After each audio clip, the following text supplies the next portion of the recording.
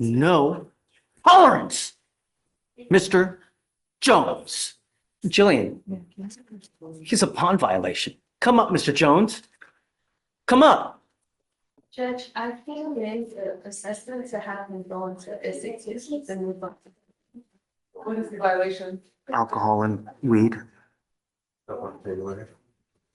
I have done everything in my power to try to keep you out of custody. You have 2 open DWIs.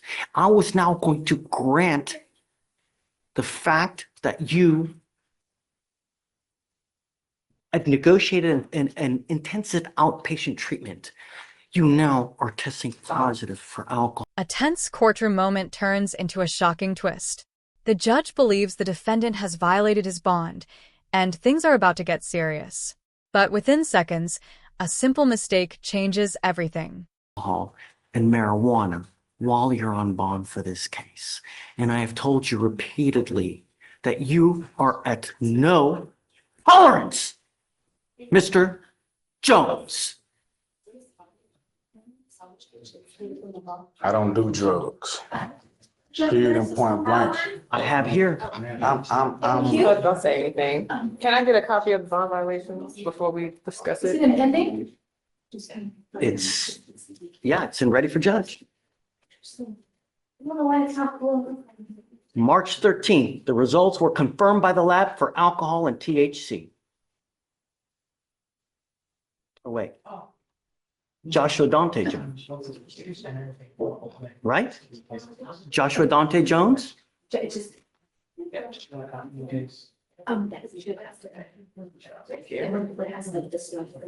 This has got, I don't know, something's wrong here. I'm not understanding. I'm not saying. Something's wrong.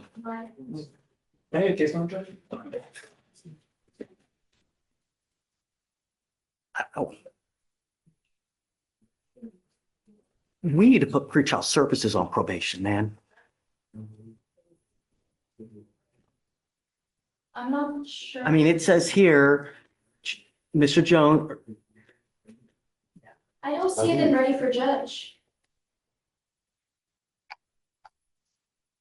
no, it's wrong. It's wrong. Let me see it. It's wrong. Let me see. Yeah, it's wrong. It's the Joshua Dante. Okay.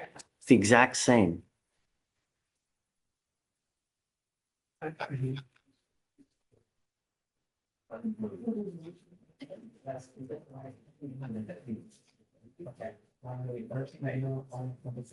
You're good. So we're good. Hey, It wasn't you. We're good. that's not you. Let's go talk again. Sorry to scare you. Let's go talk. He's good.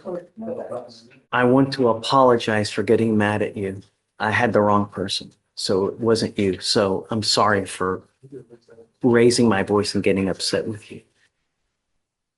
And the reason I got so upset was because you have 2 open DWIs. It's serious business. It's not and so if I see someone that has those kind of cases that are open and then they start having more violations, that really tells me that there's a problem, which is not your case. I mean, I haven't seen any violations, which I'm hoping it stays that way. The idea is that you learn something when you get here, so you leave better than you came, because the last thing we want is for you to become a statistic. We have enough of that. We don't want any more. We don't want any more death on our streets. That's exactly what we're trying to prevent. And everything we do now here is to help you and give you the tools to make you better when you go out in the world, so that you think next time, if you do want to get lit, right? If you want to have 32 shots of tequila, 52 joints, or whatever it may be, right? That you think before getting into a car. Because God forbid, it's that one mistake that you dig such a hole you never crawl out of. That's the idea, You've worked a great deal here, really, where they're going to dismiss one of your DWIs, you're pleading to the other one. Nevertheless, when an officer pulls you over, the first thing they do, what do you think they do? They look at your record because they want to know who they're dealing with. If they look at your record and they go up to you in the car and they smell alcohol or dope, it's probably not going to go well. So the idea is, if you're going to get lit, if you're going to have that, be like that, take an Uber. Do you understand? The agreement that you worked out is, like I said, they're going to dismiss one of the DWIs. You're pleading guilty to one of the DWIs, so it will go on your record. You are now entering into an agreement, a plea bargain with the state. The agreement is 180 days in jail to be probated for 15 months. As part of the agreement, you will do a DWI education class, 2 victim impact panels. You will do a TRAS with conditions. You have already done the TRAS. The TRAS has recommended intensive outpatient treatment followed by supportive outpatient treatment, which is good. I'm telling you, I thought they were going to order you to do inpatient treatment. That's what I thought they were going to do. So this is great for you because you're not going into lockup. But understand, it's not easy. You have to get it done. If you don't, you understand. No drugs, no alcohol, no breath test refusal. So if you're pulled over in a car, an officer asks you to submit a breath test, you must do it. Guardian interlock, a $100 one-time donation to Mothers Against Drunk Driving, and 25 hours of community service. I will make you a deal. Your license is now suspended. I had them look it up to see whether you can drive or not.